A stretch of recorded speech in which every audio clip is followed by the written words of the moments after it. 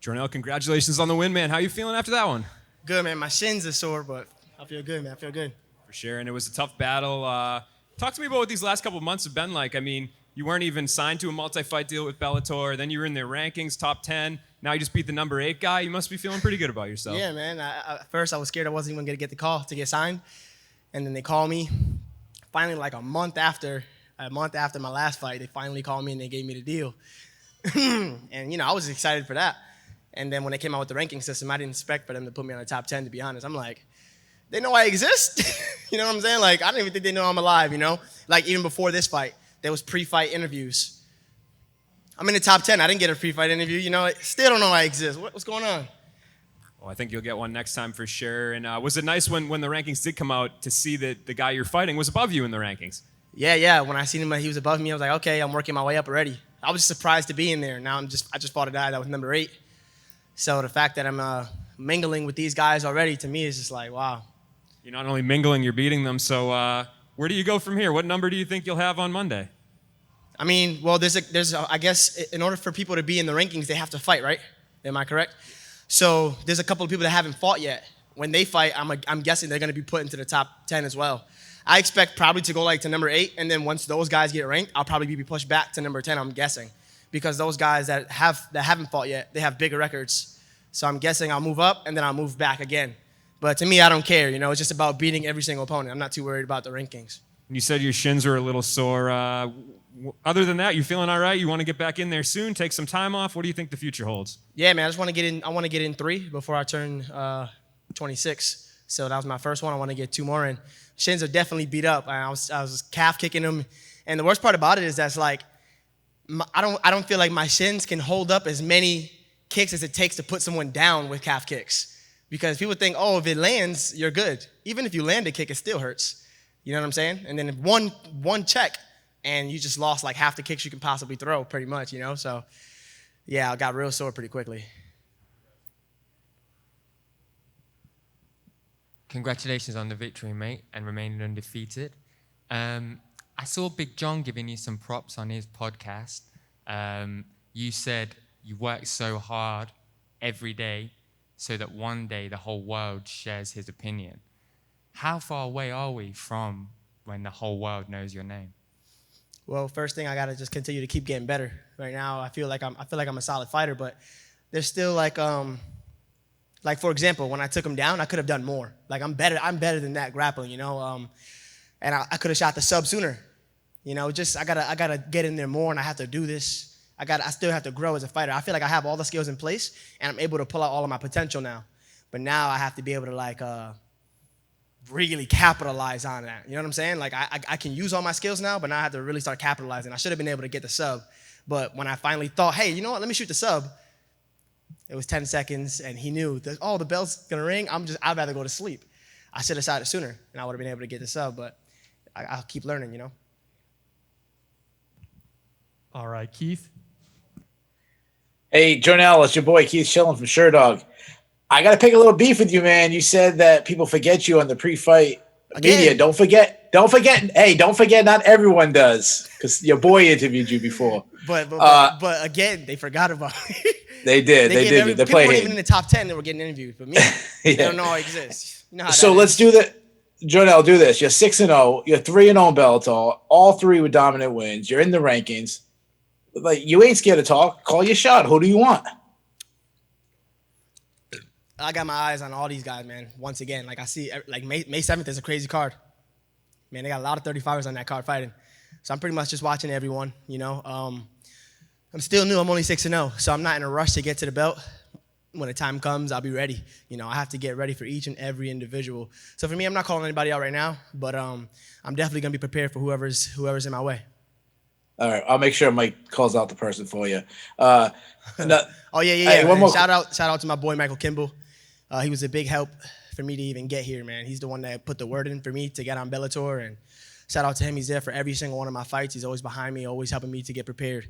So hopefully one day he can be back here too with me, fighting these guys and putting these guys down. Yes, sir. Quick question for you. When you were in the southpaw, you were throwing that faint jab coming across with the calf kick. That combo was landing so much for you. Is that something you saw like pre-tape that was going to work, or you were just feeling in the moment?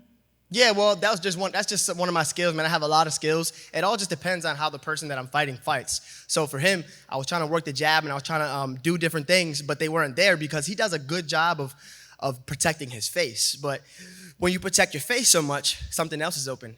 And in this particular case, the legs were open. Some people might protect the legs really well, and if they protect the legs really well, then their head's going to be open. So it's all about making adjustments to whoever I'm fighting. So this guy, the calf kick might be open. The next guy I fight, maybe he protects his legs well, and the head might be open. Like if you watch when I fought Sudo, he always backed that front leg up. And when he backed that front leg up, his head was open, and I come up to the top. So it all depends on how the person defends themselves. I'm going to make adjustments, and I'm going to start capitalizing on it. Joe? Jornel, congratulations, man. You know, with being ranked number 10, just beating number 8, is this the biggest win to date? And it's also the most rewarding win for you in your young career? Are you asking me or are you telling me? I'm asking you. Oh, no, this isn't. I would say my first Bellator fight was the most rewarding fight because obviously it was my first fight on a big stage. So that fight for me was like the biggest fight. This is one of the most important fights because I feel like this is the first fight where because I'm ranked and I'm signed, everybody has their eyes on me now. So it's more, I guess, more notoriety from the other fighters, my peers, as you would say. Thanks, Jornel. Donna? Jornel, congratulations on a great result. You mentioned a little bit about Bellator 258, the card coming up. Pretty much everyone ahead of you in the rankings, bar I think 2 guys, are fighting that night. Are you waiting until that happens to look to get back into the cage again? Man, I don't care about those guys, man. I don't care about those guys. At some point, I'm gonna have to fight every single one of them. So they could all do whatever they want to do. The guys who aren't ranked can do what they want to do. The guys who haven't even fought for Bellator can do what they want. Eventually, I'm gonna have to fight them all anyway. So I'm not worried about them. I just gotta keep getting better myself. I'm gonna do me. Thank you, man. Maria? Hey, Jornel, Maria Morales with Throwing Bows Podcast.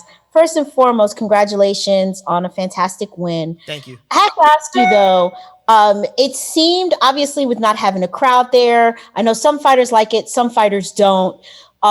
You definitely were taking instruction and taking instruction well from your corner. Do you prefer, first and foremost, do you prefer not having the crowd there that you can really hear your coaches? Or do you think that this fight would have even been more meaningful for you had there actually been an audience? Yeah, I mean, I think the audience is just cooler. It's just a cooler, like, scenery. I don't think it really matters, though, at the end of the day because the crowd can't fight for you. The coaches can't fight for you.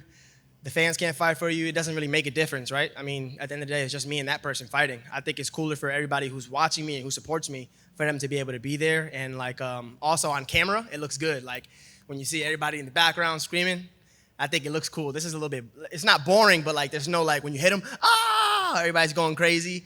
You know, you miss a shot, so I think you miss out on that part. It's just a little bit funner. But ultimately, it doesn't make a difference because you're the ones fighting.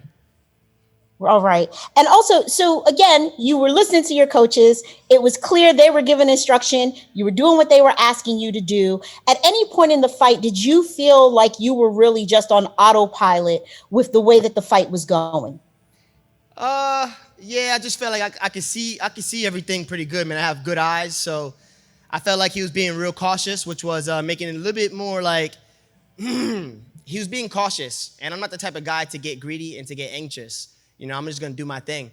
And he was probably waiting to try to catch me with something or try to catch me, like, slipping. So I just stay tight. You know, I'm going to stay humble in a fight. What I mean by humble is, like, I'm not going to do anything crazy. I'm not going to get ahead of myself, start taunting a guy. I'm just going to do my thing. I'm going to stay humble because I don't know what the guy has planned for me. So I just kind of keep working behind my jab and try to build upon that. But too bad I couldn't really – I should have been able to do more, and I couldn't really because I felt like – he was being very cautious, and it's hard when somebody's being real cautious, you know. And I know when I fight people, they probably feel that way about me. They're like, I can't hit this guy. So he was kind of like being very defensive. So yeah. We'll take a couple more questions here. Simon? Hey, Jornel, Simon Romero from Behind the Grind. I just have this one for you here. We saw you dancing with your teammate, Mike Kimball, and you mentioned him early on in these interviews. So just can you touch on your relationship with Mike Kimball? Yeah, he's somebody that I grew up with him since I was younger. Him, my friend Jesse James Kazakowski, when I was 14 years old, we all like pretty much, well, me and Mike started together pretty much back in the day. He was real small. I was a lot bigger. I had puberty faster than he did, and then he finally grew up, and he actually came to Bellator before I did. So at first, I used to come corner him when he was in Bellator. I used to come corner him, and he put the word in for me to get here. And eventually, finally, when I got a fight here, they started noticing me, and he kept on putting the word in for me, and I was able to get in. So that's why I said shout out him. And not only is he the reason why I got here, but also he's there for me every single fight. Not only shout out him though, he was a big help for me getting here, but shout out to everybody from my gym, Combat Club. Man, that gym, they helped me so much, man. They gave me the ability to go in there and utilize the gym, and I run MMA classes, and me and a group of guys, we all get good work together. Me, my friend Jersey, my boy Bryce Gamboa, he's another 35er that you guys got to watch out for. He's definitely going to be up here right alongside me eventually. There's more people like me. There's more A1 fighters. There's another guy, we call him Too Solid. His name is Jared Benacourt. He's a 25er, somebody that's just like me, a lot of skills, pay the bills type of guys, and another fighter, Brandon Carroll. These guys are like my team, my A1 team, and my goal is to get these guys here with me. Right now, they're all undefeated pros, but they're working their way up. So shout out to all those guys, and thank you guys for helping me so much in training. Last one, Dylan. Hey there, Jornel. Appreciate the time here. One of the individuals that's not going to be on that Bellator 258 card that is in the top 10 is number 6 ranked Leandro Higo. Is that someone that you could see yourself getting in there with just to, fight a top-ranked opponent, but also maybe facilitate a bit of a quicker turnaround? I'm going to beat him just like all the rest of the guys. It doesn't make a difference, man. I feel like my skills, I got the skills to beat any of these guys. I don't think that guy has nothing for me, to be honest. He's good, but he's an older dude, and stylistically, that tough guy, I'm going to beat you up. Oh, you can't grapple, so I'm going to take you down and try to choke you out. And I got something I'm a good grappler. I'm a good stand-up fighter. I'm smart, I'm sharp, and I make adjustments. So if he's next, then I'm going to be 7-0 very soon. All right. Thanks for the time, Jornel. Congrats. Thank you, guys. And last but not least, I just want to thank God.